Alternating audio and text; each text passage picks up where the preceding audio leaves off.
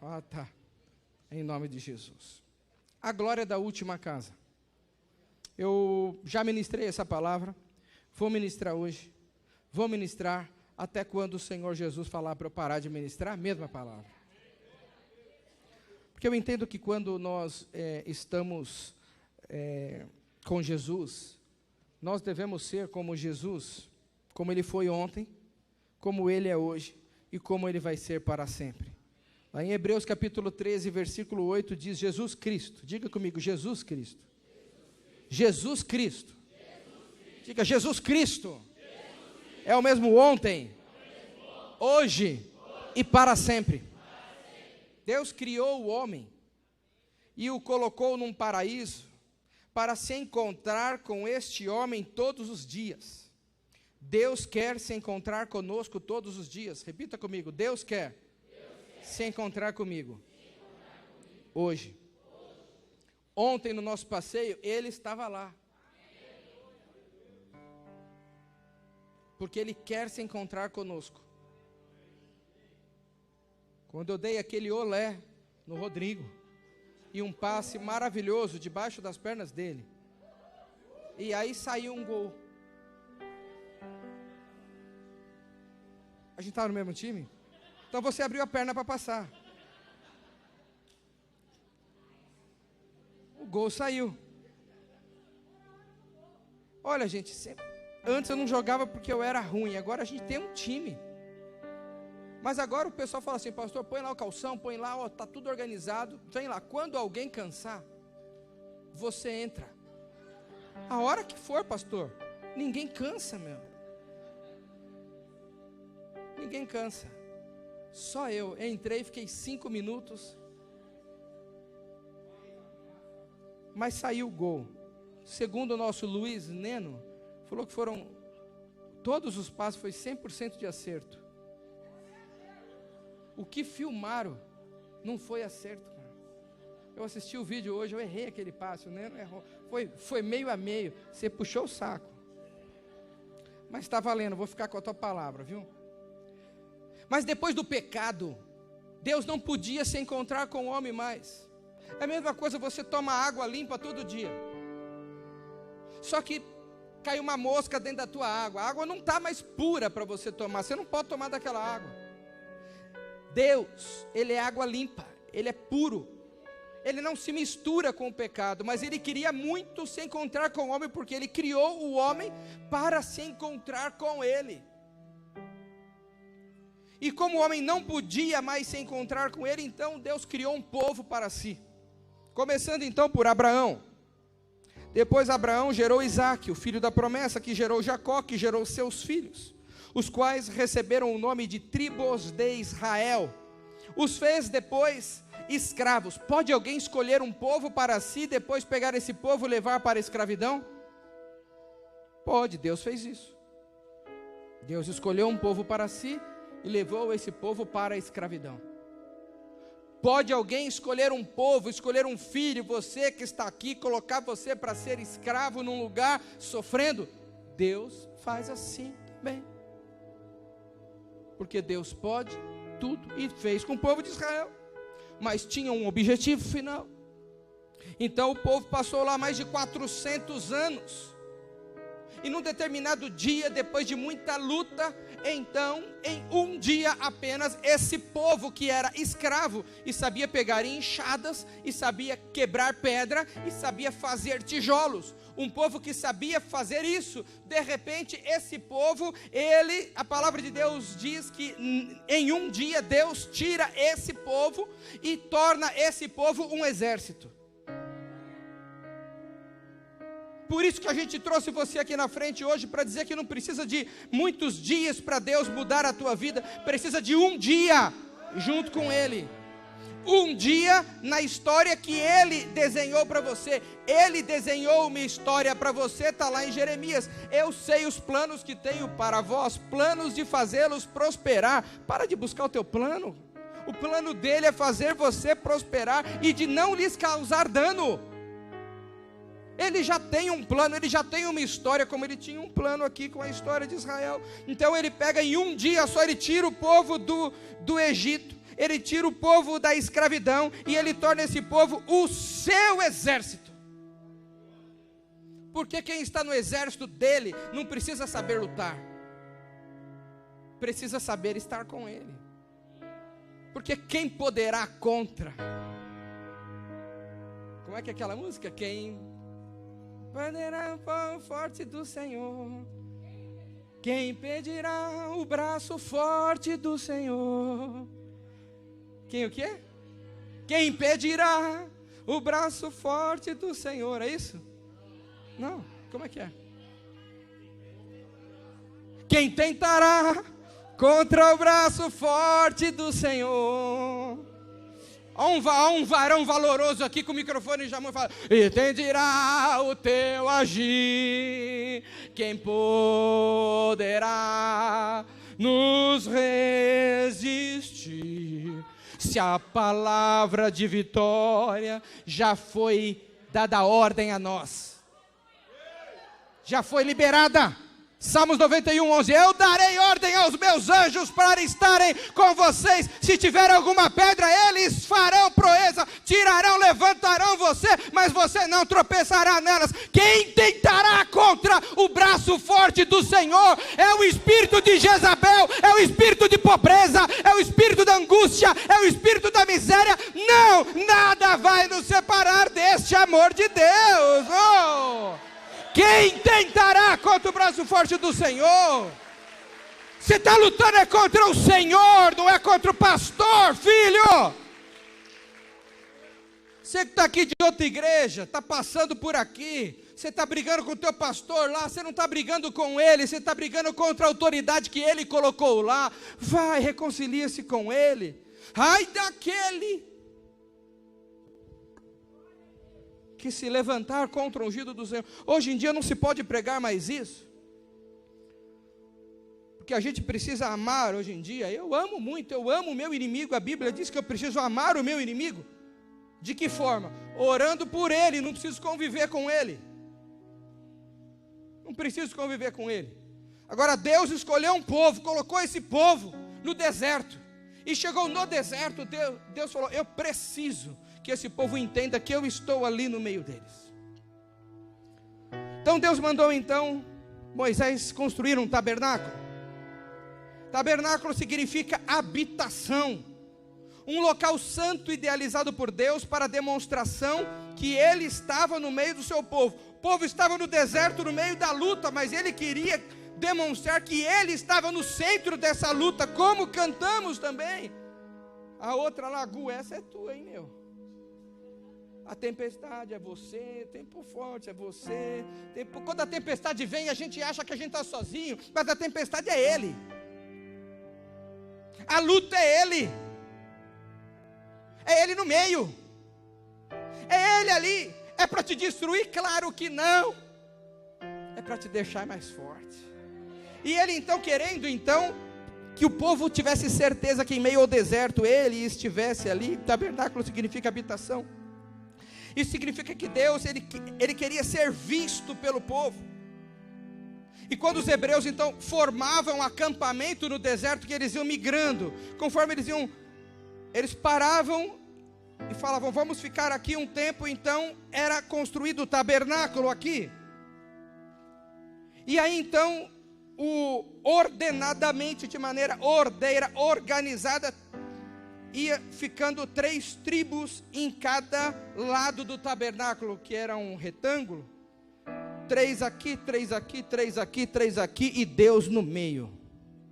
Todos poderiam ver a presença do Senhor, porque Deus desejava ser visto, e Deus deseja hoje ser visto por você. Dentre os utensílios do tabernáculo, nós temos altar do holocausto, a pia de lavar as mãos e os pés, a mesa de pães, o candelabro, o altar de incenso, a arca da aliança. E em Êxodo 40 nós vemos a narrativa de Deus falando a Moisés para colocar todos os utensílios em ordem, dentro do que Deus já tinha lhe ordenado. E vamos ler o texto. Falou mais o Senhor a Moisés dizendo: no primeiro mês, no primeiro dia do mês, levantarás o tabernáculo da tenda da congregação, e porás nele a arca do testemunho, e cobrirás a arca com véu. Depois colocarás nele a mesa, e porás em ordem, diga comigo, colocar em ordem, o que se deve pôr em ordem nela. Também colocarás nele o candelabro, e acenderás as suas lâmpadas, e porás o altar de ouro. Tinha um altar de ouro, um povo que serviu 400 anos no Egito, eles tinham ouro, porque eles estavam dentro de um reino, aonde o Deus é o dono do ouro e da prata. Você não pegou essa?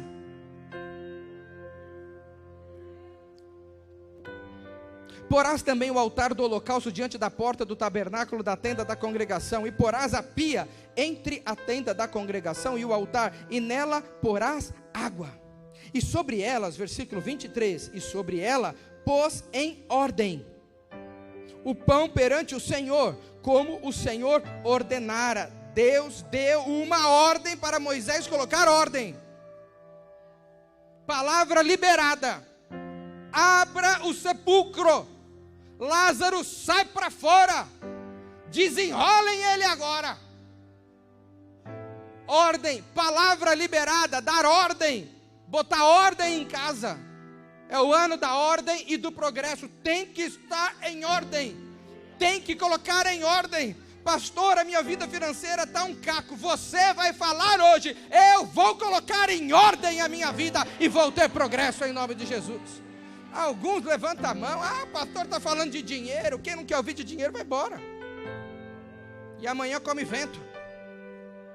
Quem gosta de trabalhar gosta de dinheiro, não ama o dinheiro. O dinheiro, amor ao dinheiro é a raiz de todos os males. Mas o próprio Deus mandou construir de ouro, que Ele é o Deus do ouro e da prata. Ele tem ouro para mim, Ele tem ouro para você, Ele tem ouro para os teus filhos, Ele tem ouro para a tua geração, Ele tem ouro para você deixar para os teus bisnetos, que é isso que a palavra de Deus nos ensina, e Ele quer derramar sobre nós esta ordem, esta palavra e este progresso, e eu não vou me calar.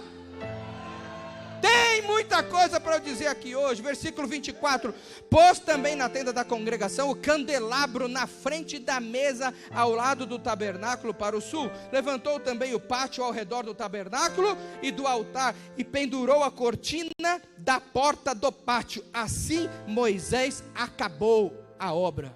Tinha um começo, um meio e um fim. Terminou. Quando ele terminou e colocou tudo em ordem. Versículo 34: então a nuvem cobriu a tenda da congregação. O que é a tenda da congregação? Aonde todos se reuniam. Tem congregação reunida hoje aqui? Há uma bênção na tua vida, na tua casa, mas há uma bênção quando nos reunimos. É uma palavra liberada, certeira para você, porque Deus instituiu autoridades para te abençoar. Um monte de gente que está aqui se capacitando para abençoar este bairro. A maioria não mora em Guaianás, a maioria vem de longe, mas decidiram, encontraram uma pérola nesse campo, venderam tudo o que tinham e vieram nos ajudar aqui. E onde nós estamos? Lutando com os gatos. Mas hoje esse gato vai ter um destino. Veja que somente depois que cada utensílio estava no devido lugar e consagrado ao Senhor, o texto diz que Moisés acabou a obra. E logo ao acabar a obra do Senhor, encheu o lugar da habitação de Deus. Diga comigo assim: Deus quer. Não, mas fala com vontade. Deus quer encher a sua habitação de glória. Diga comigo: glória. Fala glória com a boca mais grave. Glória. Isso. Diafragma. É isso? Diafragma. Deus quer encher a sua habitação de glória. Falamos do tabernáculo no passado. Jesus é o mesmo ontem, hoje, eternamente. Tabernáculo no passado. Depois veio o templo, feito de tijolos. Não esse, o de Israel. Em 1 Reis, capítulo 6, nós vemos o início da construção do templo de Israel, lá em Jerusalém. E da mesma forma que o tabernáculo, após estar pronto, consagrado ao Senhor, nós vimos uma nuvem de glória descer e encher o templo. Olha o que diz lá em 1 Reis, capítulo 8, versículo 10 e 11. E sucedeu que, saindo os sacerdotes do santuário, uma nuvem encheu a casa do Senhor. E os sacerdotes não podiam permanecer em pé para ministrar, por causa da nuvem, porque a glória do Senhor enchera a casa do Senhor.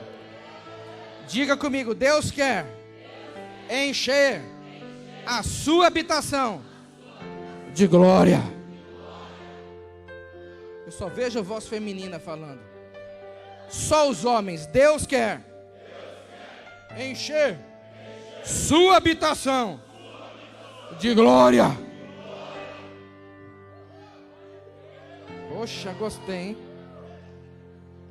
As mulheres estão loucas, eu vou falar agora das mulheres, mas eu não vou dar essa colher de chá.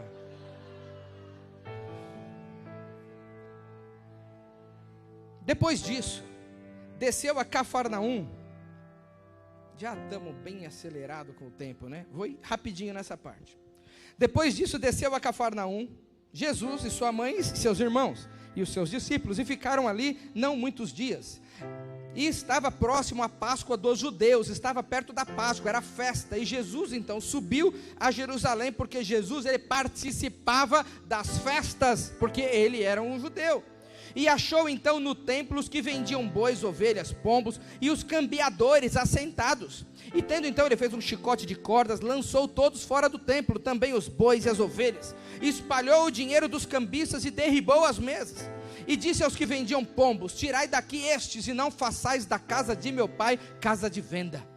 E os seus discípulos lembraram-se do que está escrito: o zelo da tua casa me devorou. E responderam, pois, os judeus e disseram-lhe: que sinal nos mostra para fazeres isto? E Jesus respondeu e disse-lhes: eu derribarei este templo e em 3 dias o levantarei. Existia um templo construído, magnífico e lindo, e Deus vai lá então, faz um chicote e tem lá o pessoal vendendo, e ele derruba todo mundo, ele fica indignado e ele fala: eu vou destruir esse aqui, e em 3 dias eu vou reconstruir o último templo, que será a habitação de Deus. E ninguém entendeu nada, e muitos distorcem esse texto, porque não entendem essa prática que existia no Velho Testamento. Mas lá em Deuteronômio capítulo 14, dos versículos 24 ao 26, é explicado isso. Olha o que diz o texto, Deus falando: mas se o local for longe demais e vocês tiverem sido abençoados pelo Senhor, ou seja, um judeu não mora em Jerusalém, ele mora longe de Jerusalém, e ele precisava levar uma junta de bois para ser sacrificado como oferta de gratidão. Então ele não poderia levar todos os bois. Se você foi abençoado e está longe de Jerusalém, então faça o seguinte: ordem de Deus: e vocês não puderem carregar o dízimo, pois o local escolhido pelo Senhor para ali por o seu nome é longe demais, troquem o seu dízimo por prata, e levem a prata ao local que o Senhor, o seu Deus, tiver escolhido. Com a prata comprem o que quiserem: bois, ovelhas, vinho ou outra bebida fermentada, ou qualquer outra coisa que desejarem. Então, juntamente com suas famílias, comam e alegrem-se ali na presença do Senhor, o seu Deus. Então aqueles que estavam baseados nesta ordenança do Senhor, os cambistas estavam vendendo os animais e para cumprir a palavra do Senhor. Eles não estavam fazendo de maneira errada para ganhar dinheiro em cima. Talvez até tinha algum preço exorbitante. Mas se você analisar um pouquinho mais embaixo, Jesus não está indo contra o seu próprio Pai, porque foi uma ordem instituída por Deus. Eles deveriam estar ali mesmo fazendo o câmbio, fazendo a troca, trocando a prata pela oferta, pelo animal para ser sacrificado. Jesus realmente estava irado, porque talvez os cambistas, eles estivessem praticando preços exorbitantes, ou porque talvez os estrangeiros que chegavam lá no templo, não o faziam com reverência, simplesmente chegavam, compravam qualquer coisa que representasse a sua oferta, e cumpriam um rito, ou seja, já não faziam mais de coração, porque o texto diz que eles deveriam comprar, comer o alimento, comer a oferta e se alegrar. Por isso que Deus ama aquele que dá com alegria, porque era propósito do Senhor a oferta. Quem levava a oferta é porque tinha sido abençoado. Então esta oferta de gratidão, junto com a oferta de gratidão, vem a alegria do Senhor, que é a nossa força. Por isso que o momento da oferta é o momento de você se alegrar. O momento da oferta é você falar: eu fui abençoado e eu tenho para ofertar, eu vou ofertar. Você que perdeu esse momento no culto, a maquininha está aqui, ó. Põe a amarelinha aqui. Pega aquela amarelinha e põe ela aqui. Não pode ficar tímida ali. Os tímidos não herdarão os reinos dos céus. Põe ela aqui. Você que talvez perdeu o momento da alegria de ofertar. Porque quem não tem não pode ofertar, mas quem tem que fazer com alegria. Porque no ato de ofertar, no ato de colaborar, Deus está ali olhando. E talvez esses judeus estavam levando as suas ofertas de qualquer jeito. Talvez eles tinham vendido até aquelas ovelhas caolhas, aquelas ovelhas que não estavam muito bem de saúde, e vendeu um preço baratinho. Ele foi lá e comprou qualquer coisa, como muitos fazem ao vir ao culto.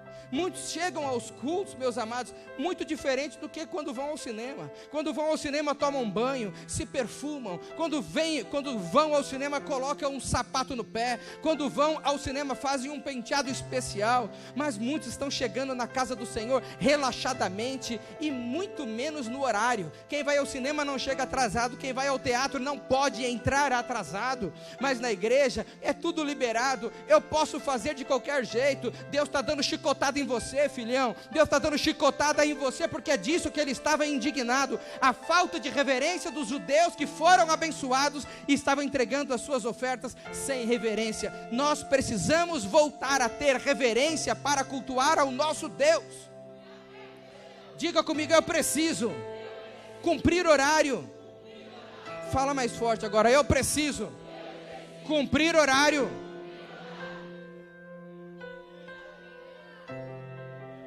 Talvez você não cumpra o horário na casa do Senhor.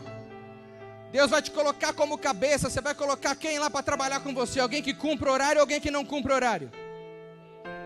Quem cumpre horário. Deus quer pessoas compromissadas com horário.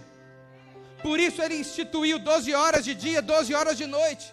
Há um governo, não é momento de chegar atrasado. Deus preparou uma bênção tal para você amanhã, 8 horas da manhã no teu trabalho. Não é para chegar 8h05, é para chegar 10:08. Para o teu patrão vai estar lá esperando você chegar, porque ele quer ver quem é aquele que tem ordem para ele dar o progresso. É disso que estamos falando. Precisamos ser homens e mulheres melhores, a começar na tua casa, preparando a tua maquiagem para vir ao culto, preparando a tua roupa, comprando um espelho para ver se a tua roupa está decente para vir ao culto. Talvez seja isso que Jesus estava indignado, e Jesus descontou naqueles cambistas, porque viam eles vendendo relaxadamente os animais, e também viam relaxadamente os manos chegando para o culto, indo lá na Bomboniere, 6h10 comprar coisa. É maldição comprar 6h10 ali na nossa cantina.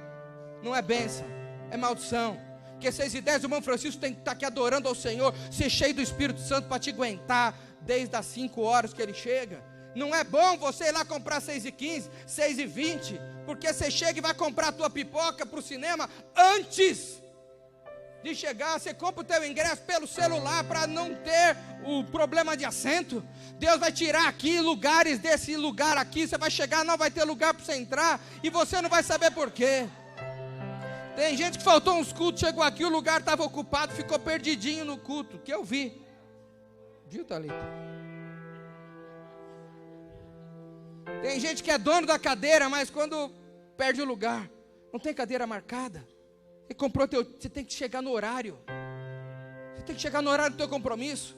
Marca uma audiência com o juiz e chega lá 5 minutos atrasado. Já era, perdeu a causa. Muitos estão perdendo a causa antes de entrar na igreja já perderam a causa porque chegaram atrasados, a bênção estava na entrada, na irmãzinha que estava ali pronta para te dar um abraço, ela iria te curar, que é de um abraço que você está precisando. Pastor não vai te abraçar não, mas aquela irmãzinha está pronta para te abraçar e te curar, mas você chegou atrasado, você chegou só para a palavra, não está entendendo nada da palavra, porque teve que ser ressurreto aqui no louvor, porque o Deus habita em meio aos louvores, e louvor é arma de vitória, louvor é arma de guerra, louvor é arma de vitória, e é disso que nós precisamos entender, e precisamos ser vitoriosos em Cristo Jesus em todo o tempo, precisamos colocar a nossa vida em ordem para ter o progresso.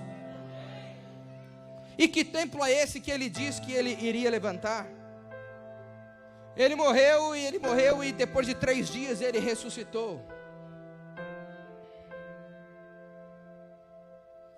Ao Jesus ressuscitar, renasce então o último templo do Senhor aqui nesta terra.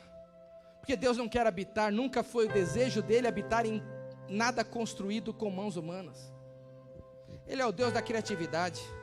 Assisti um vídeo essa semana onde estavam quebrando os vasos em Brasília, fazendo um ato profético, com tochas, vasos, quebrando os vasos, o Senhor rompendo cadeias no Brasil. E aí eu vejo outras religiões, eu vejo quebrando vasos por aí, e aí a gente fica com medo, porque tem um vaso quebrado lá na esquina. Eu não tenho medo, eu vou lá com um saco de lixo, eu recolho tudo em nome de Jesus, coloco no lixo. Não foi quem inventou o vaso quebrado, foi Deus. Lá quando Gideão foi lutar, eles foram lá com vaso, com tocha, eles não sabiam lutar.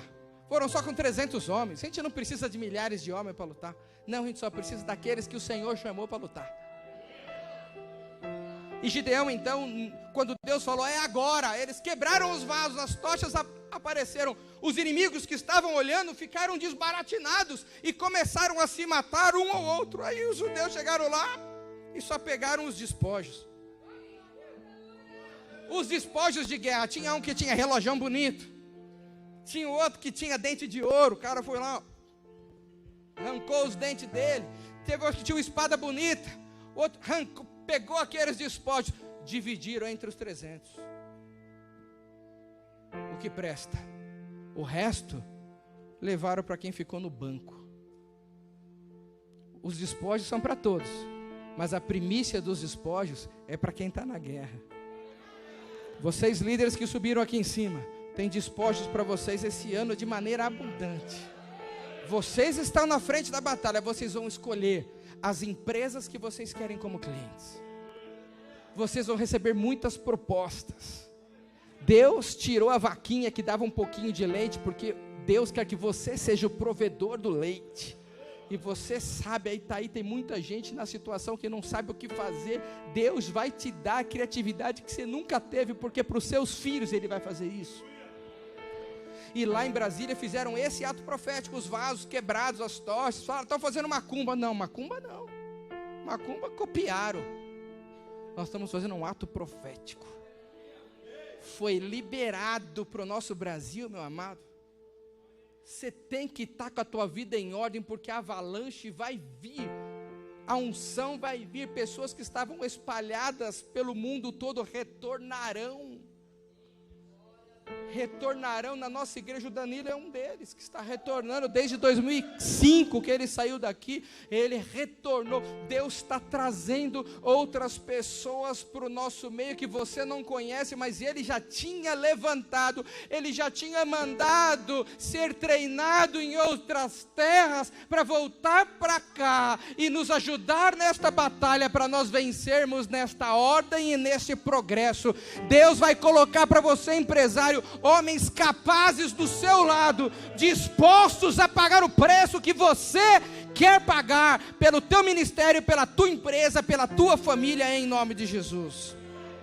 Que templo é esse? Jesus então, Ele ressurge. Quando Ele ressurge, Ele é esse templo que foi ressurreto. Templo esse não construído por mãos humanas, mas pelo próprio Deus. E quando aceitamos a Jesus como Senhor de nossas vidas, nós recebemos o direito de nos tornarmos como Ele.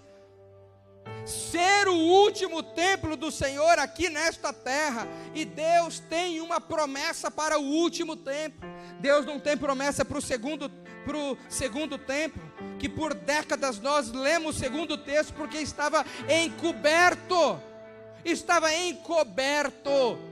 mas agora, como uma clareza, nós estamos lendo na mesma Bíblia o texto de Ageu capítulo 2 versículo 9, que fala sobre a glória da última casa, o como seria a glória da última casa. E eu quero ler para você o como vai ser a glória dessa última casa, porque lá no segundo templo, se eles não conseguiram ficar de pé, imagina os seus inimigos ao seu redor, você sendo esse último templo do Senhor, não conseguirão chegar perto de você, nunca chegaram, porque aos seus anjos, Deus deu ordem a seu respeito, e está guardando você em todo o tempo, e ele fica como um leão. Não é um leão, porque nós temos o leão da tribo de Judá, que está ao nosso lado, e ele sim, ele ruge como leão, e ele expulsa esse que se diz o leão que está ao nosso derredor. Olha o que diz lá em Ageu capítulo 2 versículo 9: a glória desta última casa será maior do que a primeira, diz o Senhor dos exércitos, e neste lugar estará reinando o príncipe da paz. Neste lugar eu darei paz. Ele pode dar paz, porque é neste lugar, neste templo, nessa carcaça, Deus habita em mim através do seu Filho Jesus. E esta paz que vem através dele, em meio à luta, em meio à batalha, em meio à decepção, eu não vou afrouxar, eu não vou parar de fazer o que eu fui chamado para fazer. Eu fui chamado para ser, olha, ali o segundo depois de Jesus. Eu fui construído para ser um protótipo, uma cópia de Jesus, e ele subiu do monte, ele foi o primeiro e foi crucificado. Eu quero ser o segundo, o meu eu está lá com ele, mas eu ressurjo também no terceiro dia, e o templo dele vai ser cheio de glória, e vão falar de mim, vão falar bem, vão falar mal, mas vão falar de mim, porque eu vou transferir toda a glória para ele, porque ele vai estar dentro deste templo que ele fez para a glória se estabelecer. A esperança da glória do Senhor é que esse templo se manifeste essa noite, esse templo brilhe esta noite. Você é esse templo do Senhor, você é esse templo do Senhor, você é o templo da glória sendo manifesta. A esperança da glória dele é você se manifestar. Saia daqui esta noite para fazer o que você precisa fazer.